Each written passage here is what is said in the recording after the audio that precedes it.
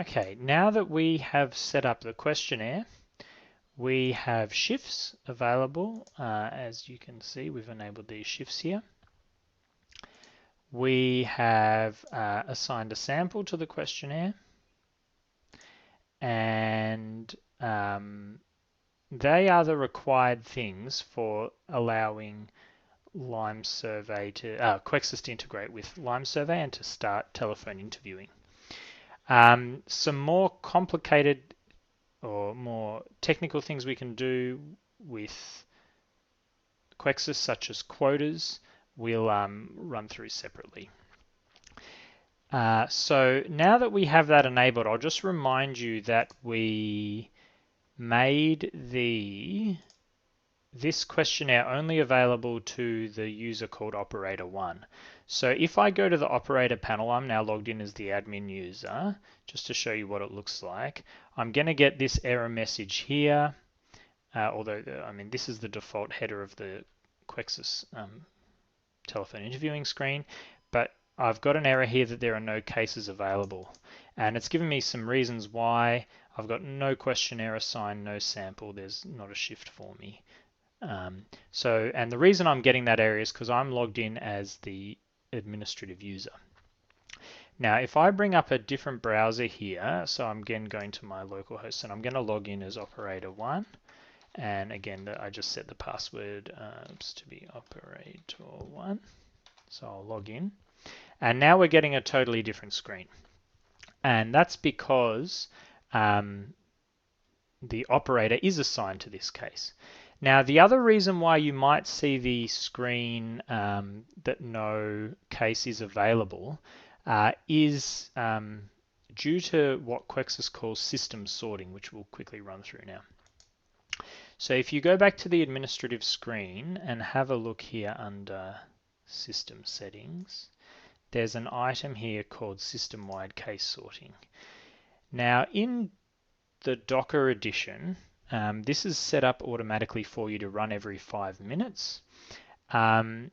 What this case sorting function does, it's a separate process that runs in the background, and it does all the call scheduling, but instead of doing it in real time, it does it every 5 minutes. The reason being that call scheduling can be quite a database intensive process.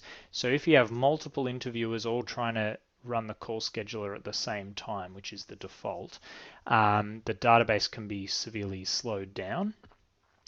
So this system-wide case sorting process instead runs the scheduler every 5 minutes in a controlled way and assigns a order of cases to call at that current time to cases, and then the interviewers will pull cases from the scheduler automatically, and it's not database intensive at all, so you can have quite a lot of users running at the same time. The only, I guess, downside of the scheduler, the case sorting system here, is because it only runs every 5 minutes by default.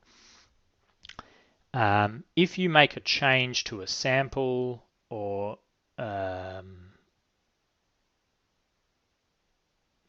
to shifts or time slots, the effect will only appear up to 5 minutes later, or when the next time the sort process runs. So what you can do is, just to note as an administrator, I think it's still wise to use the system-wide case sorting process and keep it running. If you make a change on the back end and you want the change to appear straight away, just click this link here for killing the running process. Give it a few seconds because it does take a while to get the signal across to the process in the back end. Then go back to the page here, system-wide case sorting, and you'll note here that it knows the process has stopped, and there's this big button here to start it again, and you can just click to enable it again. And if we look at the link again, you'll see it's run our sort. So if you do notice you have an error message that looks like this, just be sure that you've rerun that sorting process too. Okay, now that we've done that, let's have a look at the telephone interviewing screen.